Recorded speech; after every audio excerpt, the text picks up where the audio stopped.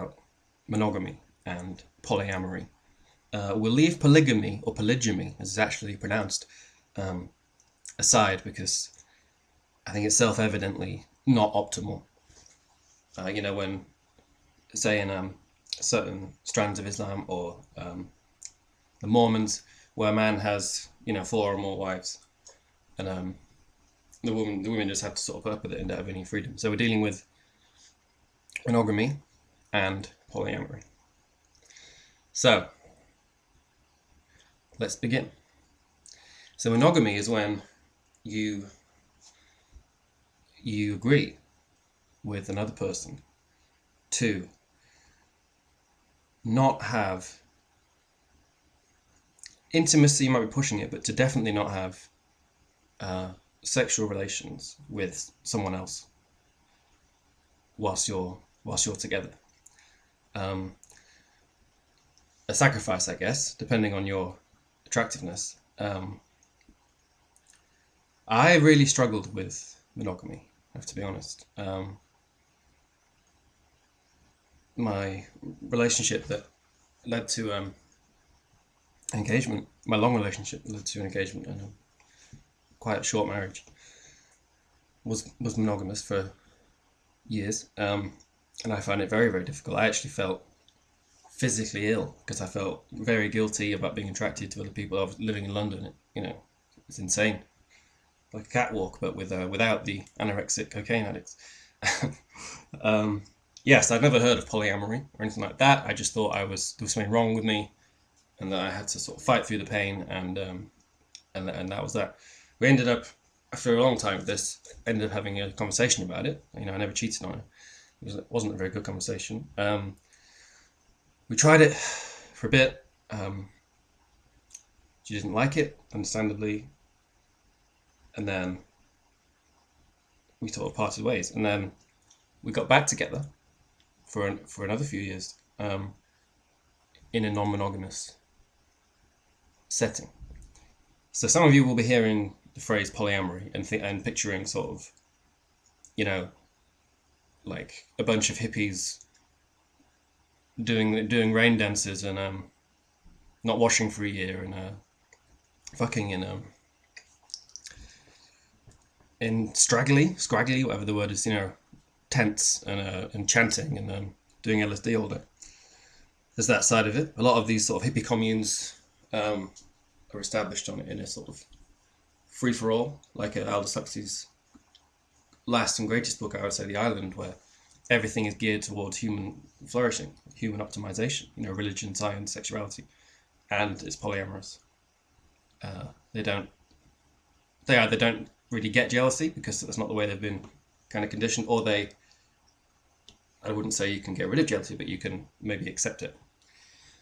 Anyway, I read a book called Sex at Dawn, which was a New York Times bestseller, I believe. It's definitely a #1 bestseller, it said on the cover. And it basically makes the case that human beings are not naturally monogamous, and gives countless examples, not just of other species, our closest relatives, who aren't, but the amount of dysfunction that they say has been caused through this. The huge prostitution industry, the huge porn industry, the infidelity club. What was it, haveanaffair.com or something, that had millions of members, got hacked, and they leaked all the information. Yes. And not to mention the guilt and the divorces and the people will divorce. Oscar Wilde said a kiss can ruin a human life. People will divorce and tear their kids apart and tear themselves apart and ruin themselves financially and cause themselves years of stress because their partner kissed someone else. Happens all the time. And the partner, I imagine, often lied about it because it's not the norm to express your sexuality to other people like that, or express affection like that. So, yeah, the book was basically a polemic, I would say, against monogamy. Yeah, so I found it very difficult. Couldn't really make polyamory work either. I think you have to be extremely honest about it, and if you're with someone who's only doing it to try and please you, they're not going to be okay with you coming home and saying, "Oh, I saw so and so," or "I've got a date with so and so," no matter how you phrase it. So it's very tempting to not say it, so as to not sour the mood and to not upset the person, which means it's very tempting to lie, which means you know it's a slippery slope of guilt and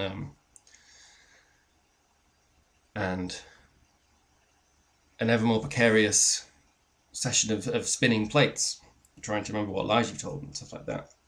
So I think a lot of people by temperament are not monogamous. I can imagine how it gets easier if you're a bit older, when your testosterone levels. By the way, ladies, you think you're horny, try producing millions of sperm every day, okay? And I'm not saying you don't get horny, but we have men on average 10 to 20 times more testosterone. And I think it's just obvious when you look at the world with an honest eye who's more horny and who things people will do. Girls I've met, a lot of them have stories of guys coming up to them saying, "Please, will you sleep with me? I'll give you £400, £500. I mean, I've never had that offer from a woman. It's a lot easier to get sex if you're a woman. As Gavin McInnes said, like, it doesn't matter what you look like. Wear heels and red lipstick, and we'll think of something.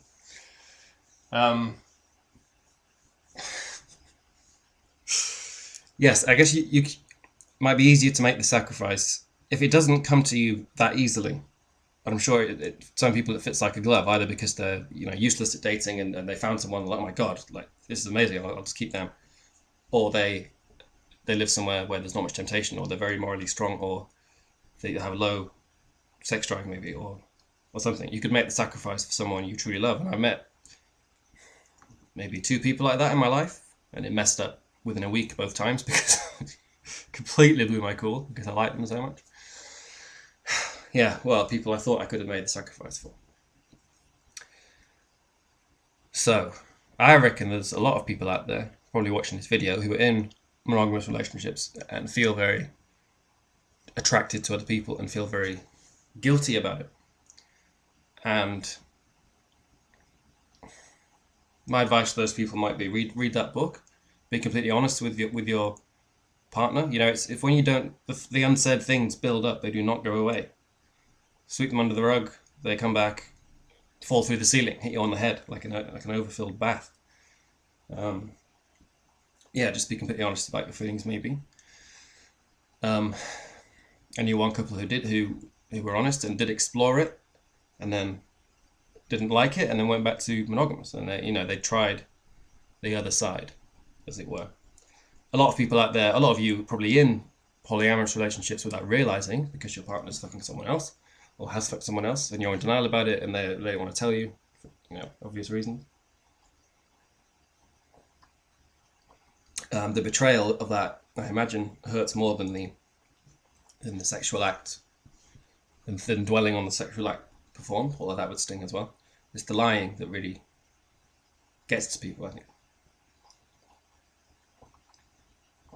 I've also met a handful of girls who say they're okay with polyamory, and I'm non-possessive, I'm non-jealous, I'm an enlightened person, I blah blah blah. But as soon as I showed affection towards someone else, even non-sexual affection, they go nuts. Because jealousy emotionally hijacks people, and I know this because I've been emotionally hijacked myself by jealousy, especially in a very unstable relationship I had when I was younger. When we were both like 15, 16. It was about 5 years long and ended when we were about 17. But she looked a lot older than me and could go to all these clubs. And where I found out afterwards that she was getting off with people every night, basically every time she went out. That wasn't much fun. So I got a huge dose of jealousy. I used to not be able to sit down until I rang her on the phone, and she was just in charge of my jealousy and insecurities and possession and emotions in general. So,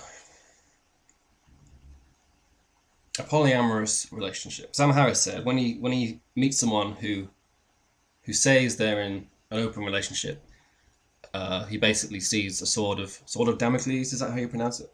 Hanging over the head of the relationship. And there's some truth in that, because as a relationship's dying, Or I would say as the love you've created is dying, it's almost like the relationship is a separate entity. As it's dying, people try all kinds of things. Crazy as places to hide in that are deeper than any goodbye, as Leonard Cohen puts it. Polyamory being one of them. Yes, it might be you're both just so bored of each other sexually because you haven't kept up the spice, or you were not really attracted to each other to start with, which I think is very important, and it's hard to find someone who is attracted to you as you are to them, to the point where you can say, okay, I forego all these other people because you're enough for me, you know. So people try it to save the relationship, to spice it up, to prove they're not doomed. And it's often the undoing of the relationship. I guess it could be the saving of it, like that couple I mentioned who try it and then realize that, you know, the question is always compared to what. You could be stuck with someone, you could feel like you're stuck with someone, say, after 6 years, say, and you think, God, I'm so bored and frustrated, and I just really want to go on a date with someone else, or kiss someone else, or, you know, have sex with someone else.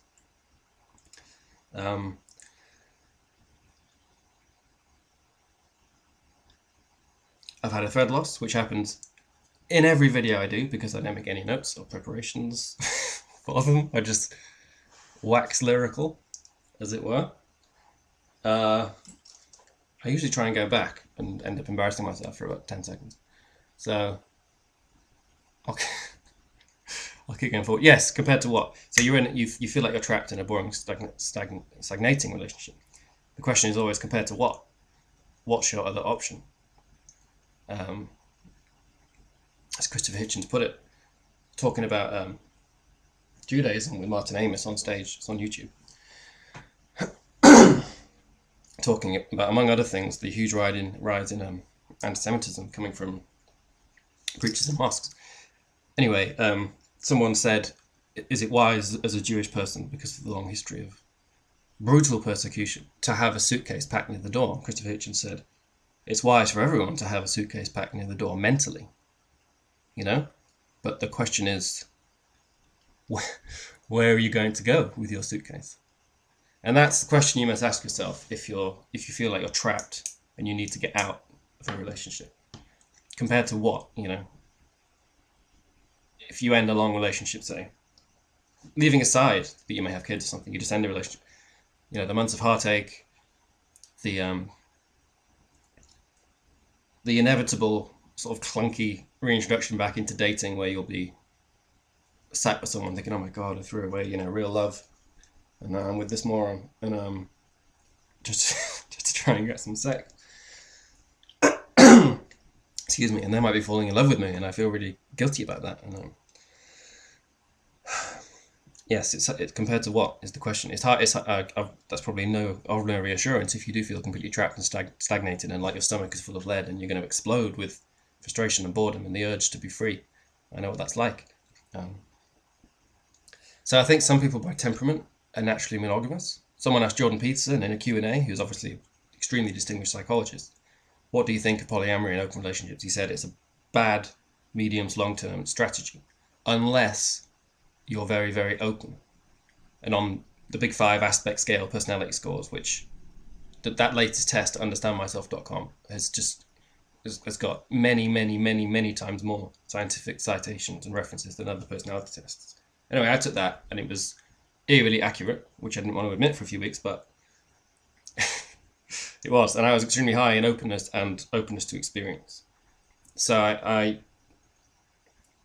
we all have very different temperaments, and we all feel about things differently. One man's hell is another man's heaven. One man's freedom is another man's prison.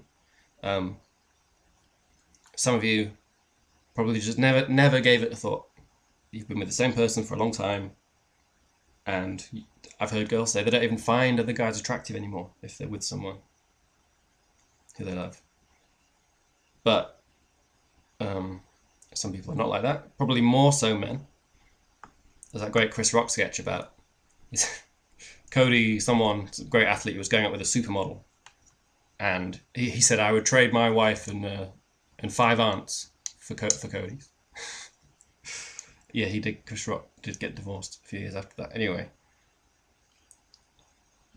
ladies, it's not you. You know, men, a lot of men, especially successful, powerful, rich men who have the offers coming at them all the time, will succumb to temptation or feel very heavy temptation, no matter what their wife looks like or does or says, because to a certain extent, and this will raise the hackles of people. Some people, I don't know anything about science, but men are programmed biologically to spread the seed, as it were, to put it crudely. And women are more often than not, obviously there's exceptions, but programmed to nurture and have a stable unit and raise a family. Look how ridiculously successful the human species has been, despite near extinction. Which could still happen, either through a natural disaster or self-inflicted stupidity. The wrong person gets hold of the wrong weapon. Yes, men being incredibly horny and women being also very, very horny has led to the success of the species. I don't think religion has helped in all this. Like, there was centuries of Puritan Christianity in England, for example, which just has almost the total opposite view of sex that you should have, making its moral leaders, the priests, celibate. What could go wrong? Jesus. Yes, so you meet someone from Australia or Scandinavia, on average, they're much more open with sex and comfortable with talking about it. Whereas I've got friends who blush if you say S, you know? And obviously in other cultures, in every culture, sex is seen as different. You know, the ancient Greeks, it was this was Oscar Wilde's very brave and honest defense of himself in court, saying it's the norm intellectually. You know, ancient Greece say where we get so much of our morality and ideas and the culture we respect, where the male teacher would be fucking the teenage male boy student, and it was considered part of the learning process. You know, the bonding process. The Spartans, I believe, would fuck each other to strengthen bonds. Chimpanzees do it. So everyone has a different view of sexuality and sex and the role it plays in culture and personal relations. Never forget that. This happened to me, you know, a Christian friend was on my back saying, you can't be a moral person if you're sleeping around. And obviously if you're lying to people and manipulating them and then ditching them without any respect at all, then that is immoral. But I believe that you can be an ethical slut, as the book title puts it. There's obviously complications because you fall for someone, they fall for you, people get hurt, but you're going to get hurt whatever you do. Yeah. Someone I was seeing for 10 days. I had heartache for almost 2 years over that, you know? Like, if you meet the right person or the wrong person, depending on which way you look at it, and they leave, you are fucked, no matter no matter if you're monogamous or polyamorous or whatever. But you will only know by trying, that's for sure. I would recommend, don't be one of these people who thinks, oh, I am above jealousy and I can, you know, I don't feel jealousy and I'm non-possessive and blah, blah, blah, blah. Bullshit. Maybe some of you, I don't know, you've either done an insane amount of meditation and have liberated yourself from that side of yourself, or you're just born without it, but I doubt it. Sexual jealousy, as you know, is very strong. Very, very, very strong force. Paranoia. If you do try it, don't try and suppress or crush or pretend you're above the jealousy. You know, you must say to yourself, whatever you're feeling, I allow myself to be a person, to be a full fucking person. You know, I allow myself to be depressed sometimes, or angry sometimes, or jealous sometimes. It's okay. It's nothing wrong with you. They're human emotions. It's when you try and kill that and suppress it and pretend, you know, you're the Buddha, that things go wrong. And people, yeah. Two things leap to mind. Carl Rogers, the great psychologist, who I've talked about before, his books I'd recommend. saying he was talking to this polyamorous couple, and the guy was like, yes, we're above jealousy and all that, and then just slipped in towards the end of this description. He's like, oh, by the way, I tried to kill myself, but that was work stress and, you know, other stuff, because they'd not addressed that side of it, and they just pretended to be saints. And the other thing is this book called, which my ex, bless her, bought it when our relationship, during the collapsing scenery, our relationship. I've got it here. I love you, but I'm not in love with you. The guy was saying, some couples go to incredible lengths to pretend to their friends and family and to themselves they don't have any issues. And he was talking about this one couple he'd met, and they just pretended they didn't have any issues, and then he suddenly emigrated without telling anyone. We didn't hear from him for months. He just snapped. And, you know, the issues had fallen through the ceiling like an overlying bat. So yes.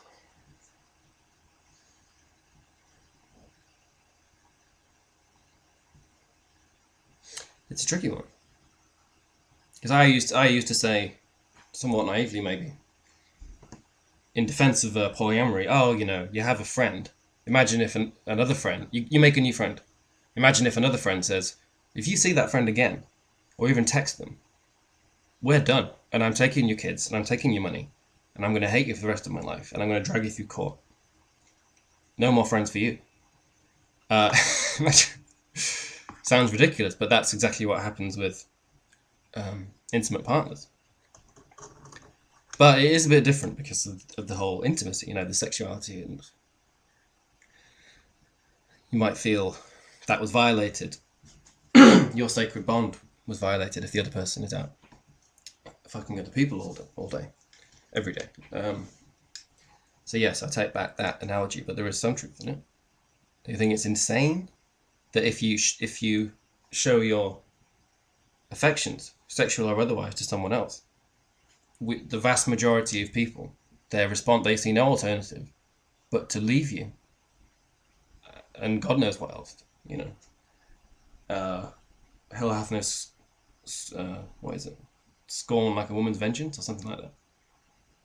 Hell hath no fury like a woman's vengeance, and vice versa. You know, most murders are people who know each other, specifically people in intimate relationships, and you can see why if you've ever if you've ever loved someone. Not that I killed someone, just a quick caveat. But so I think it's one of those things where no one knows for sure. You know, people like to say, oh, "I'm free and liberated and spiritual and non-possessive," and I've met plenty of people like this, and then they feel really guilty because they're not, and they feel jealousy, and they feel betrayed, and they feel insecure. But it's okay to feel those things. You can't help it to some degree.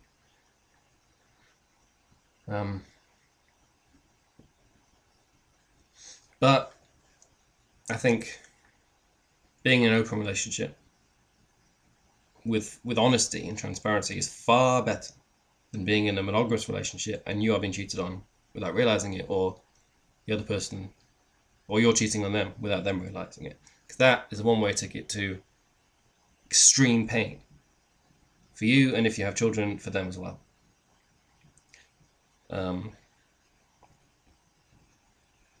So it's tricky if you're watching this and you're in a relationship with someone and they don't know that you've cheated on them.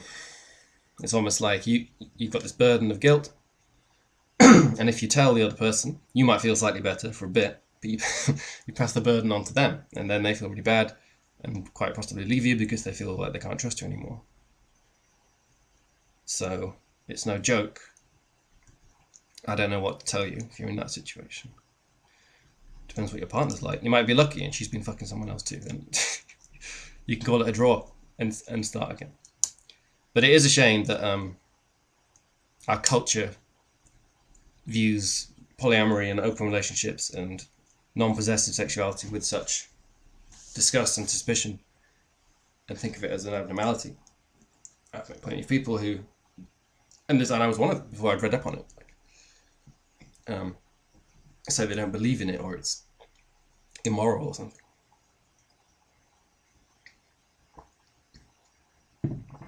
Anyway, if you are interested in it, I'd recommend either The Island by Aldous Huxley or Sex at Dawn. 2 books. I'll tell you one thing. When I was in an open relationship, I thought, well, that's me done on the dating scene. You know, I'm going to tell them I'm in an open relationship and then, you know, be unmatched on a dating app. So, but no, hardly anyone cared at all. It was weird. I don't know whether a somewhat sick part of them wanted to, you know, stick it to another girl and get with a guy, or my thumb was off the pulse and people are more. This was in London, so it attracts that type of person, maybe more open to experience, certainly, and cosmopolitan and experimental person. And a lot of people are only here for a few months, say, a few years, so they're not looking to settle down. Not that it makes a difference, of course, what you say, because you can say I'm not looking for a relationship, and the other person's like, yeah, cool, but then feelings don't listen to that, and you can fall for someone no matter what your intentions or no matter what their intentions. So you have to be very careful. For some reason, there's a light flashing on this camera. I don't know if I don't know if it's coming in your end as well. But what else? Yes, I think lying is the main problem. Not polyamory or monogamy. It's the lying, because they make you feel very bad, and then when they come out, which they probably do. Jordan Peterson again said something quite chilling. He said, in all his years of practice, decades, he'd never seen anyone get away with anything. Eventually it comes back to bite you. Chickens come home to roost. So lying is the worst thing. It's difficult not to lie, but in the long term,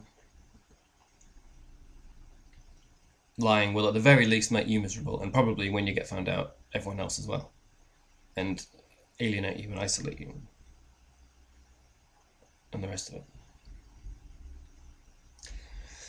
What else do I think about polyamory and monogamy?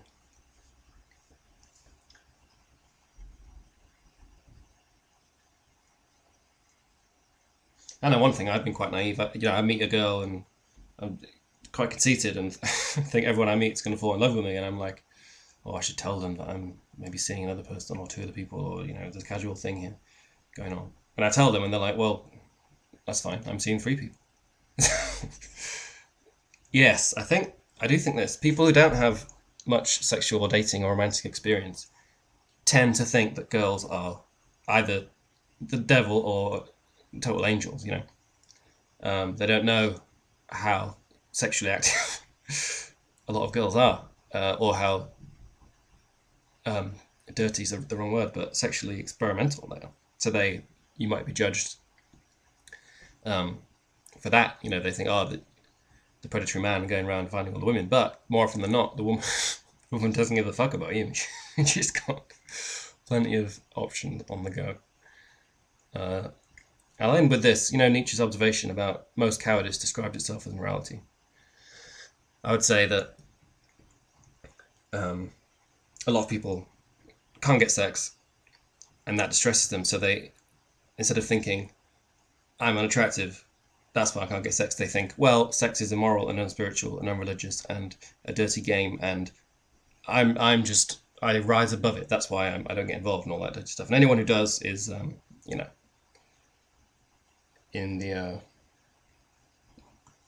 on all fours with Hitler or Genghis Khan or something. I don't know. But yes, as Tolstoy says, only you know about you. Other people are too easily deceived. Only you know your moral character, really. Although saying that, you could be deluded about yourself and everyone else sees you for what you are.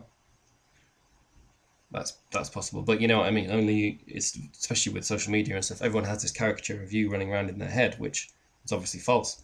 And you know best. And I would recommend total honesty, because I found when I've done that, even with someone I've been intimate with, you can stay on very good terms afterwards because you respect and trust each other, no matter what happens. You know. And it's difficult, but the other option is far more difficult, of just leaving it and feeling guilty and guilty and guiltier and guiltier until it all comes out and explodes, and then it's all fucked. Whereas a slightly uncomfortable confession every day or every 2 days about exactly what you are really feeling and how they make you feel